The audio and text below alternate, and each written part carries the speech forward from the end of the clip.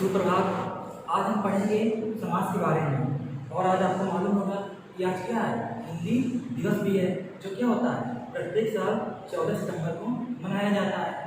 तो हम सोचे क्या समाज आपको पढ़ा देते हैं। तो अब बात आता है कि समाज जो होता है वह कितने शब्दों से मिलकर बना हुआ है, और समाज किसे कहते हैं, कितने इसके प्रकार होते हैं, और हिंदी में समाज क्यों आया। तो ये सब चीज़ के बारे में क्या है आज हम जानेंगे।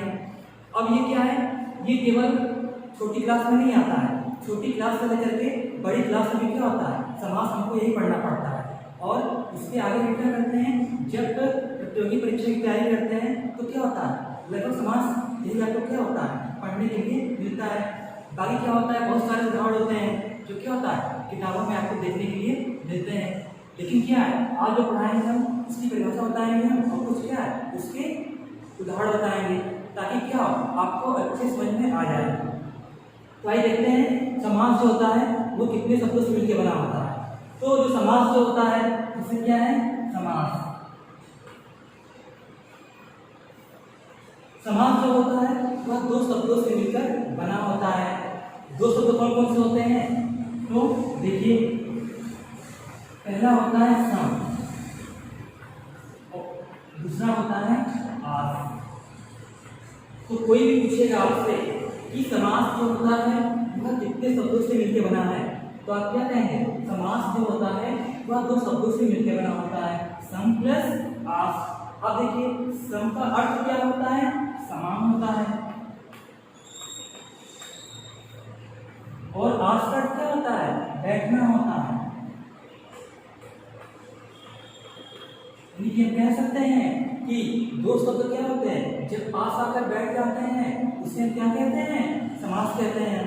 या इसको इस तरह से कह सकते हैं कि शब्दों के मेल को क्या कहा जाता है, समास कहा जाता है।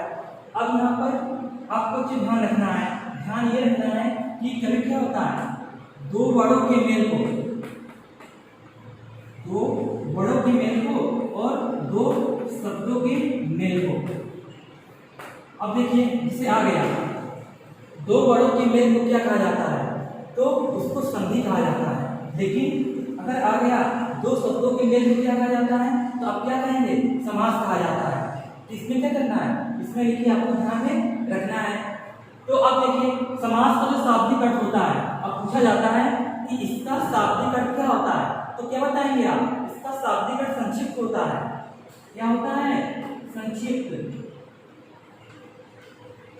और संक्षिप्त का अर्थ यहाँ पर क्या हो जाएगा, छोटा हो जाएगा। अब देखिए ऐसे बहुत सारे क्वेश्चन बनते हैं, प्रश्न बनते हैं। अब जैसे पूछ दिया प्रश्न आपसे कि समास का विलोम क्या होता है, तो समास का विलोम क्या होता है, व्यास होता है।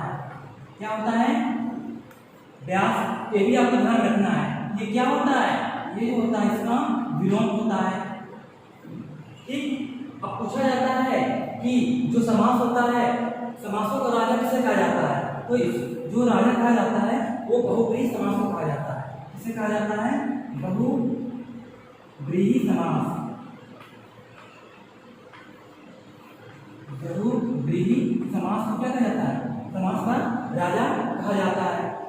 तो अब आप देख रहे होंगे कि जो संक्षिप्त होता है वो क्या होता है, उसका अर्थ क्या होता है, छोटा होता है। जिसे हम उदाहरण लेते हैं, उदाहरण ले लिए हम,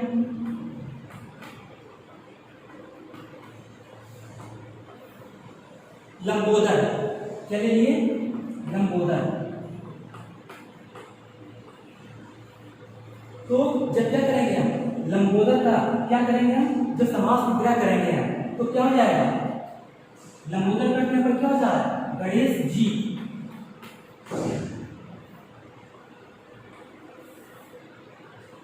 क्या हो जाएगा, गणेश जी हो जाएगा। ठीक है। अब ध्यान देखिएगा, अब पूछा जाता है, अब इसमें क्या है, इसका अर्थ क्या होता है, लंबा है जिसका उदर, लंबा है जिसका उदर। क्या हो जाएगा, लंबा है जिसका उदर,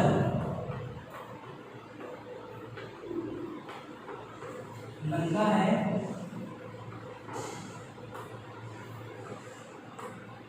जिसका उदर। उदर का यहाँ पर क्या होता है, पेट होता है। क्या होता है, पेट। तो अब देखिए लंबा और उदर ये क्या हो गए, दो शब्द हो गए। तो हम समास की परिभाषा यह भी कह सकते हैं कि दो शब्दों के जब दो या दो से अधिक शब्द मिल करके क्या बनाते हैं, एक छोटा और नया शब्द बनाते हैं, तो उसे हम क्या कहते हैं, उसे हम यानी कि समास कहते हैं। क्या कहते हैं, समास। देखिए लंबा है जिसका उदर क्या कहेंगे हम, लंबोदर कहेंगे हम। और लंबोदर का क्या होता है, गणेश जी। अब देखिए अब ये क्या हो गया, ये जो हो गया इसका संक्षिप्त रूप हो गया, ठीक। और ये क्या हो गया, ये इसका समास विग्रह हो गया।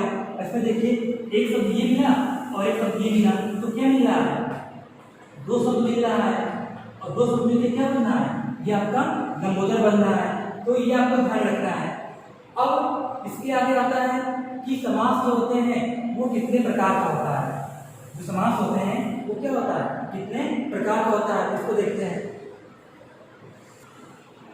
अब देखिए समास के प्रकार के पहले आपको ये जानना जरूरी है कि समासिक पद या समस्त पद जिसे कहते हैं, या पूर्व पद उत्तर पद जिसे कहते हैं, ये समास विग्रह क्या होता है। तब क्या है इसके बारे में बताएंगे कि समास कितने प्रकार के होते हैं। अब देखिए अब यह है समस्त पद, तो ध्यान रखिएगा कि समस्त पद को हम क्या कहते हैं, समासिक पद भी कहा जाता है। और समस्त पद में क्या होते हैं, ये दो पदों का मिश्रण होता है। इसमें क्या होते हैं, पूर्व पद यानी कि पूर्व पद और उत्तर पद क्या होते हैं, दोनों मिले होते हैं। जब क्या करते हैं, विग्रह, इसका विग्रह का अर्थ क्या हो जाएगा, शब्दों को फैलाना, यानी क्या करना, इन शब्दों को दो भागों में तोड़ देना। तो क्या कहलाता है, समस्त लिखी समास विग्रह कहलाता है। जिससे हम कहें राजपुत्र,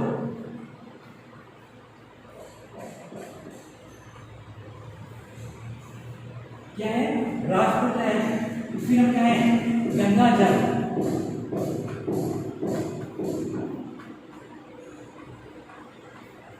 फिर हम कहें यश प्राप्त,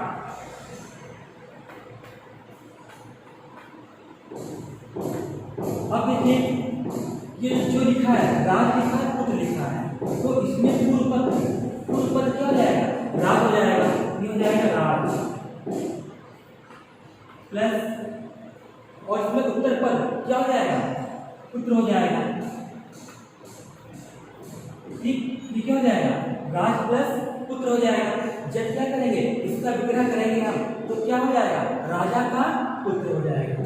क्या हो जाएगा, राजा का पुत्र।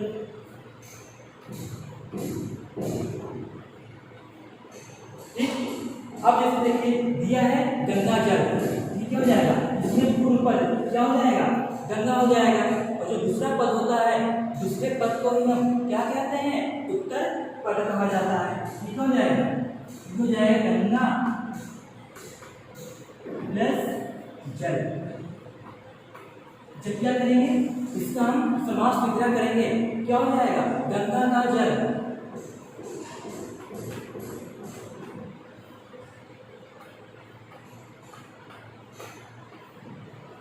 जैसे अब अगला क्या है, यश प्राप्त, तो इसमें यश क्या है, यश जो है वो पूर्व पद है, और जो प्राप्त है वो क्या है, उत्तर पद है। इसको लिख सकते हैं हम यश प्लस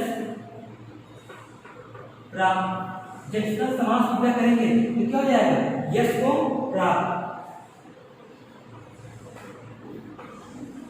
यश को प्राप्त। अब क्या होते हैं, बहुत सारे उदाहरण होते हैं। जैसे हम कहें माता पिता, क्या हो जाएगा, माता और पिता हो जाएगा। फिर हम कहें गिरी, गिरी का क्या होता है, पर्वत को धारण करने वाले, गिरी पर्वत को धारण करने वाले, तो क्या हो जाएगा। अब ये हो गया समास विग्रह हो गया। अब इसे क्या कहना है, इसे यानी कि संक्षिप्त करना है, इसका संक्षिप्त लिखना है, तो क्या हो जाएगा, गिरधारी। क्या हो जाएगा, गिरधारी। और गिरधारी किसको कहा जाता है, श्री कृष्ण भगवान को कहा जाता है। तो ये भी क्या है, आपके लिए महत्वपूर्ण है। अब आता है कि समस्त पद, आपको मालूम हो गया समस्त पद किसे कहते हैं, पूर्व पद किसे कहते हैं, उत्तर पद किसे कहा जाता है, और समास विग्रह क्या होता है। अब आइए देखते हैं इसके बारे में। आप देखेंगे समास के प्रकार, ये हो जाएगा समास के प्रकार।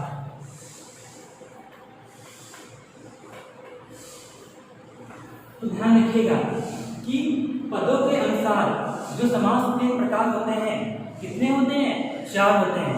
कोई पूछता आपसे कि पदों के अनुसार समास के कितने प्रकार होते हैं, 4 होते हैं, या मूल रूप से समास कितने प्रकार के थे, तो 4 थे। लेकिन मुख्य रूप से समास के कितने प्रकार होते हैं, 6 प्रकार होते हैं। तो अब देखिए समास के जो पदों के अनुसार, पदों के अनुसार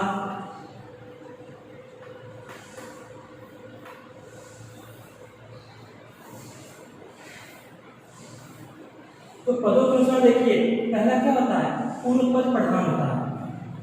पूर्व पद प्रधान होता है। प्रधान का क्या हो जाएगा, महत्वपूर्ण। दूसरा जो होता है उत्तर पद प्रधान होता है। उत्तर पद प्रधान होता है। अब तीसरा क्या होता है, दोनों पद प्रधान होते हैं।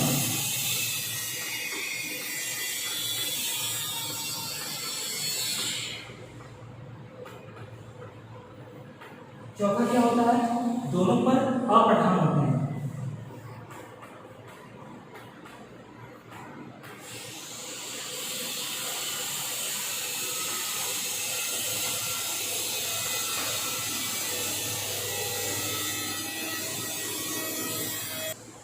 इसे देखिए अब क्या है, पूर्व पद प्रधान, उत्तर पद प्रधान, दोनों पद प्रधान, दोनों पद क्या होते हैं, अप्रधान होते हैं। दोनों पद क्या होते हैं, अप्रधान होते हैं। अब देखिए ये जो होता है इसे क्या कहते हैं, अव्ययी भाव समास कहा जाता है। अव्ययी भाव समास, ठीक है। अगर क्या होते हैं दोनों पद, जब दोनों पद प्रधान होते हैं तो उसे क्या कहा जाता है, उसे यानी कि द्वंद्व समास कहा जाता है।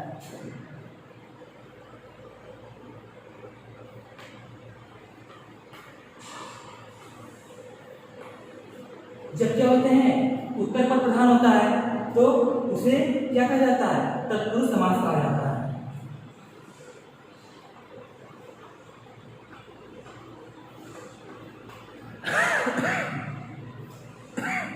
अब देखिए दोनों पद क्या होते हैं, अप्रधान होते हैं, तो उसे क्या कहेंगे, बहुव्रीहि समास कहेंगे।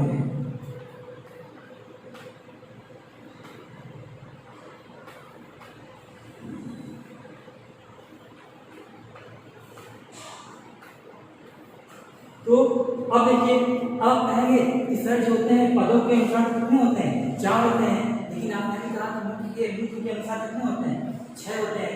6 होते हैं, 6 कौन कौन से होते हैं इसको देखते हैं। तो दिया है तत्पुरुष समास। तत्पुरुष समास के कितने प्रकार होते हैं, 2 प्रकार होते हैं। एक होता है कर्मधारय समास होता है और दूसरा क्या होता है, दूसरा जो होता है द्विगु समास होता है। तो इसके कितने प्रकार होते हैं, 2 प्रकार होते हैं। पहला जो होता है कर्मधारय समास, कर्मधारय समास होता है, और दूसरा जो होता है वो क्या होता है, द्विगु समास होता है। द्विगु समास।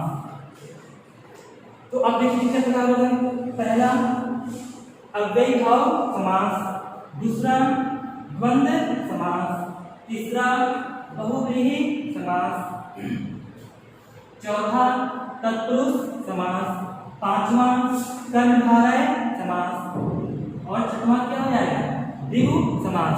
तो कोई पूछे आपसे कि मुख्य रूप से समास के कितने प्रकार होते हैं, आप 6 बताइएगा।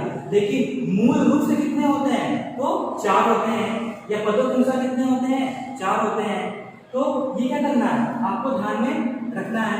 तो अभी तक हमने क्या क्या पढ़ा कि समास जो होते हैं वो कितने शब्दों से मिलकर बना होता है, समास का शाब्दिक अर्थ क्या होता है, और समास किसे कहते हैं, और समास का राजा किसे कहा जाता है, और समस्त पद किसे कहा जाता है, पूर्व पद किसे कहा जाता है, उत्तर पद किसे कहा जाता है, समास विग्रह किसे कहा जाता है, और इसके कितने प्रकार होते हैं। अब हम देखते हैं कि अव्ययी भाव समास, और चीज ध्यान रखिएगा। अब इसमें महत्वपूर्ण चीज ये है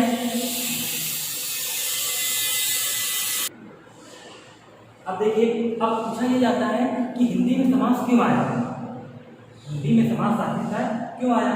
इसको सुन लीजिए क्यों आया कि समास का क्या माने कि शब्दों को बड़ा होने से रोकने के लिए किसका प्रयोग किया गया, समास का प्रयोग करने किया गया। यह भी कह सकते हैं कि छोटा करने के लिए किसका प्रयोग किया जाता है, समास का प्रयोग किया जाता है। जैसा भी आप बताएं कि लंबोदर। अब देखिए, जब क्या करें, लंबा है जिसका उदर, इसको क्या कह सकते हैं, इसको संक्षिप्त में कह सकते हैं लंबोदर। गिरी मतलब पर्वत को धारण करने वाले। अब देखिए, इतना शब्द आ रहा है, इसको एक शब्द में कह दिया गया, क्या कह दिया गया, गिरधारी।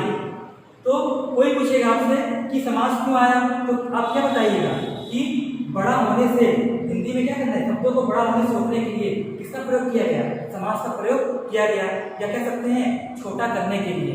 ठीक है, अब इसके बाद जो वीडियो बनाएंगे तो उसमें बताएंगे आपको कि समास जो होते हैं इसका ट्रिक क्या होता है याद करने का, और कौन कौन समास होते हैं और इसकी परिभाषा क्या होती है। तो आज यही तक, धन्यवाद।